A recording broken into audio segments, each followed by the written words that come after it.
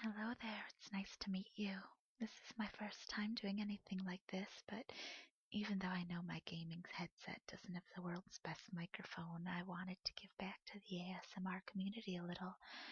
I suffer from insomnia, like I'm sure a lot of people listening do as well, and ASMR videos are the first thing I found that pretty consistently help me get to sleep. It's funny, the first time I heard about them through someone mentioning they made videos of themselves doing things like tapping on things or typing a bit. I'm afraid my reaction was, wow, that sounds boring. But I was curious enough to go see what those would be like, and obviously they made a convert out of me. So I thought I'd share a few poems with you and hopefully help some other people fall asleep as videos such as this have helped me. The first I've picked was From an Old Astronomer to His Pupil by Sarah Williams. This is one that I only discovered a few years ago, but it immediately became one of my favorites. The rhythm of it and the vivid picture it paints of this old man using his last words, trying to make sure his student carries on his work even as he realized that science has gotten in the way of showing the boy that he cares about him as a person as well. It's sad to say that the author died very young. If she'd been able to write something that caught at me so strongly when she was only in her 20s, I would have loved to see what her work would have been like with just a couple decades more experience behind it. So let's see here.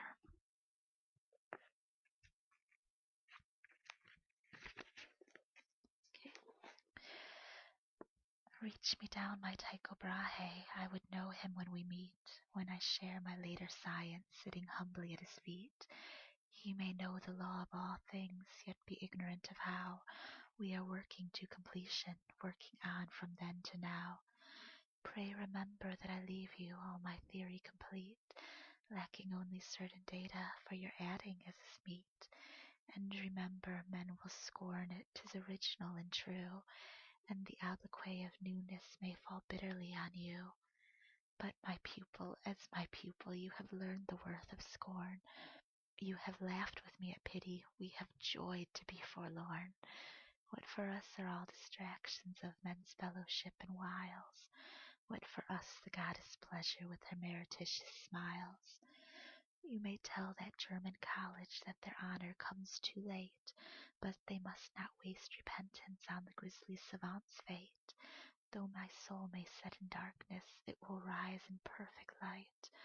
I have loved the stars too fondly to be fearful of the night. What, my boy, you are not weeping? You should save your eyes for sight.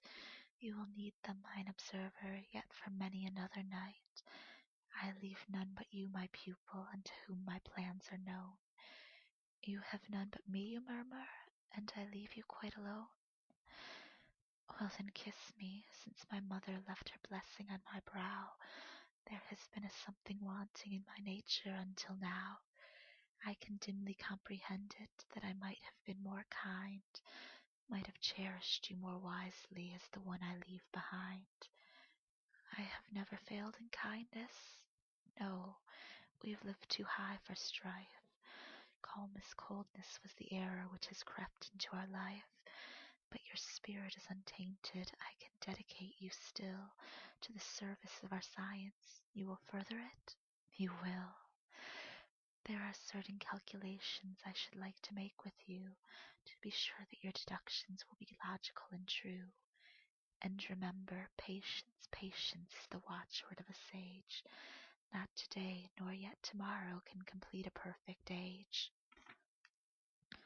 I have sown like Tycho Brahe that a greater man may reap, but if none should do my reaping, 'twill disturb me in my sleep. So be careful and be faithful, though like me you leave no name.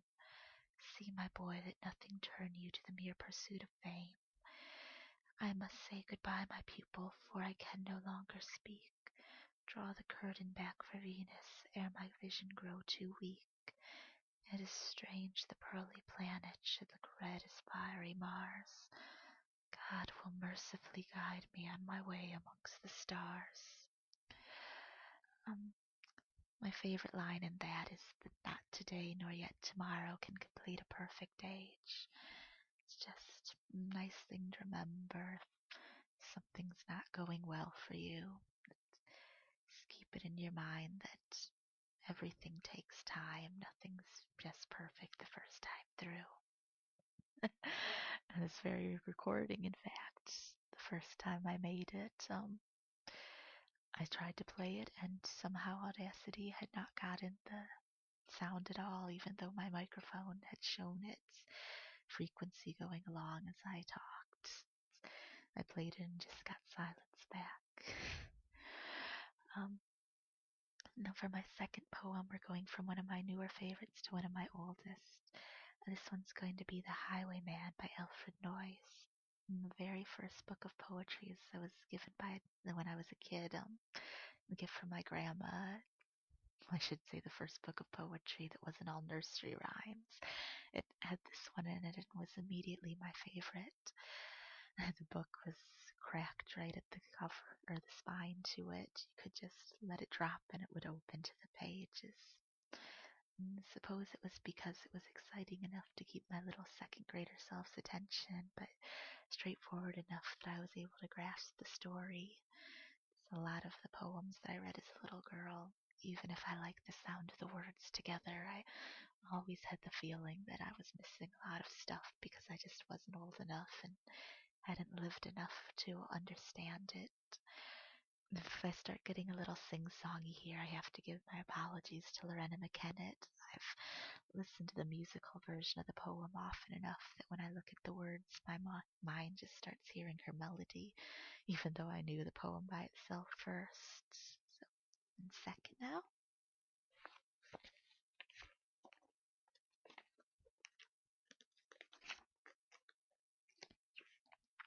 Here we go. The wind was a torrent of darkness among the gusty trees. The moon was a ghostly galleon tossed upon the cloudy seas. The road was a ribbon of moonlight over the purple moor, and the highwaymen came riding, riding, riding. The highwayman came riding up to the olden door. He had a French cocked hat on his forehead, a bunch of lace at his chin, a coat of claret velvet, and breeches of brown doe skin. They fitted with never a wrinkle, his boots were up to the thigh, and he rode with a jeweled twinkle, his pistol butts a twinkle, his rapier hilt a twinkle, under the jeweled sky. Over the cobbles he clattered and clashed in the darkened yard. He tapped with his whip on the shutters, but all was locked and barred.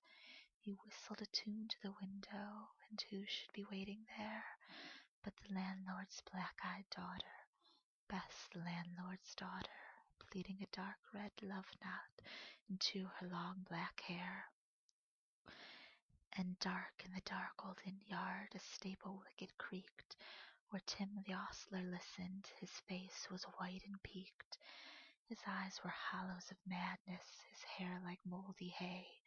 But he loved the landlord's daughter, the landlord's red-lipped daughter. Dumb as a dog he listened, and heard the robber say, "One kiss, my bonny sweetheart, I'm after prize tonight, but I shall be back with the yellow gold before the morning light. Yet if they press me sharply and harry me through the day, then look for me by moonlight, watch for me by moonlight. I'll come to thee by the moonlight, though hell should bar the way." He rose upright in the stirrups, he scarce could reach her hand, but she loosened her hair in the casement. His face burned like a brand, as the black cascade of perfume came tumbling over his breast, and he kissed its waves in the moonlight. Oh, sweet black waves in the moonlight! And he tugged at his rein in the moonlight, and galloped away to the west. He did not come in the dawning, he did not come at noon, and out of the tawny sunset, before the rise of the moon, when the road was a gypsy's ribbon looping the purple moor, a redcoat troop came marching, marching, marching. King George's men came marching up to the olden door. They said no word to the landlord, they drank his ale instead, but they gagged his daughter and bound her to the foot of her narrow bed. Two of them knelt in the casement with muskets at their side. There was death at every window, and hell at one dark window, for Bess could see through her casement the road that he would ride. They had tied her up to attention with many a sniggering jest.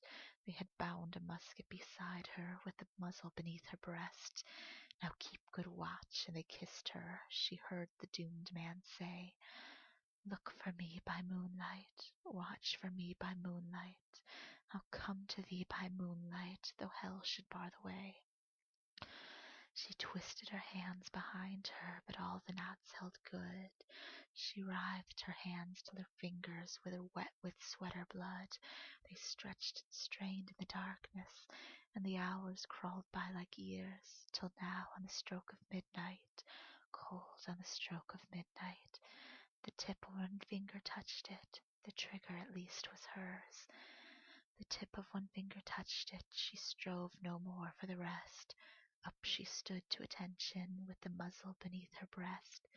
She would not risk their hearing, she would not strive again, for the road lay bare in the moonlight, blank and bare in the moonlight, and the blood in her veins in the moonlight throbbed to her love's refrain. Tat-a-lot, tat-a-lot, had they heard it? The horses' hoofs ring clear. Tat-a-lot in the distance. Were they deaf that they did not hear? Down the ribbon of moonlight, over the brow of the hill, the highwaymen came riding, riding, riding. The redcoats looked to their priming. She stood up, straight and still. Tat-a-lot in the frosty silence, tat-a-lot in the echoing night. Nearer he came and nearer. Her face was like a light. Her eyes grew wide for a moment. She drew one last deep breath. Then her finger moved in the moonlight. Her musket shattered the moonlight, shattered her breast in the moonlight, and warned him with her death. He turned, he spurred to the west. He did not know who stood, bowed with her head o'er the musket, drenched with her own red blood. Not till the dawn he heard it, and his face grew grey to hear how Bess, the landlord's daughter, the landlord's black-eyed daughter, had watched for her love in the moonlight, and died in the darkness there. Back he spurred like a madman, shrieking a curse to the sky, with the white road smoking behind him, and his rapier brandished high. Blood red were his spurs in the golden noon, wine red was his velvet coat. When they shot him down in the highway, down like a dog in the highway, and he lay in his blood in the highway, with a bunch of lace at his throat.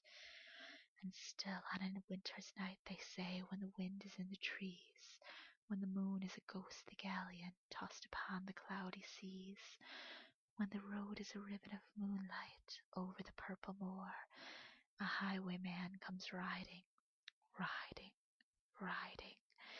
A highwayman comes riding up to the olden door.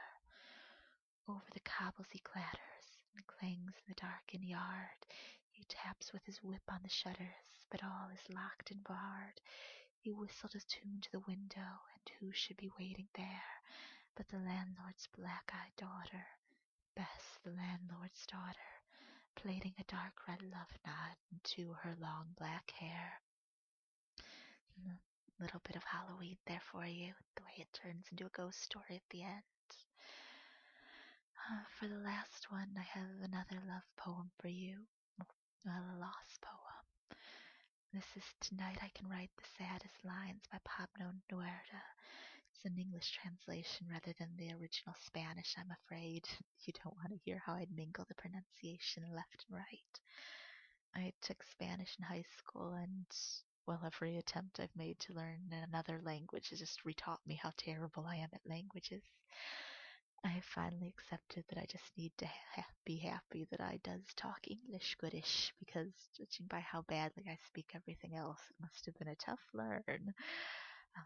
This line, I'm doing this by the favorite English translation, I guess you'd say, though the one that you can find online most easily that isn't exactly accurate as one line that I like better if you go looking for that one.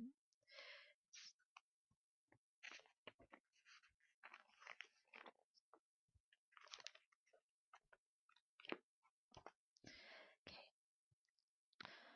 Tonight I can write the saddest lines. Write, for example, the night is starry and the stars are blue and shiver in the distance.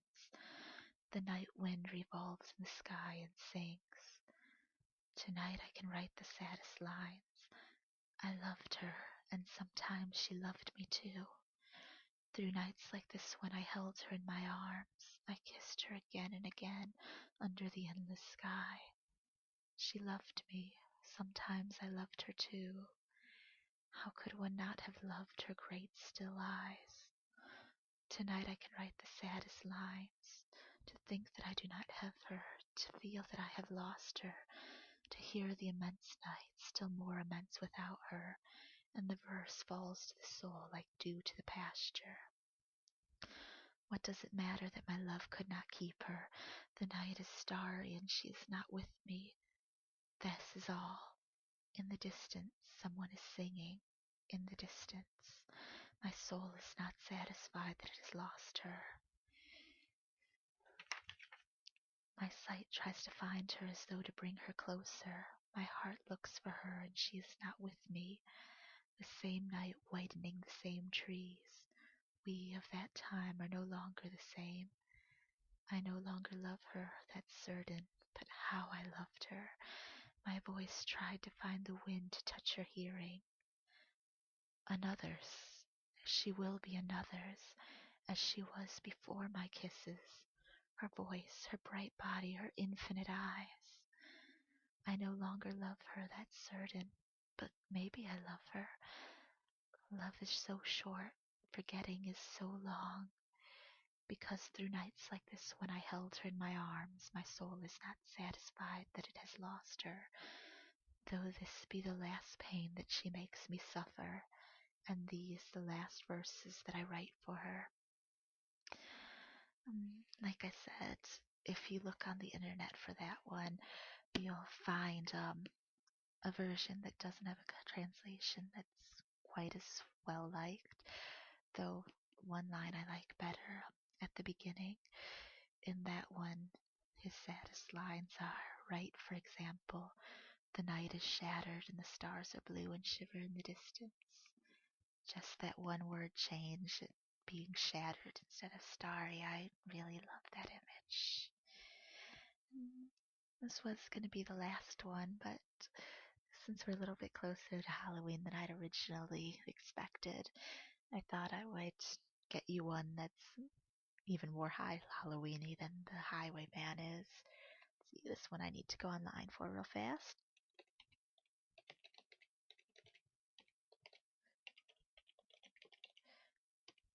Let's see, she should still have it near the top of her page. There it is. This is just a short little nursery rhyme. Black and Gold by Nancy Bird Turner.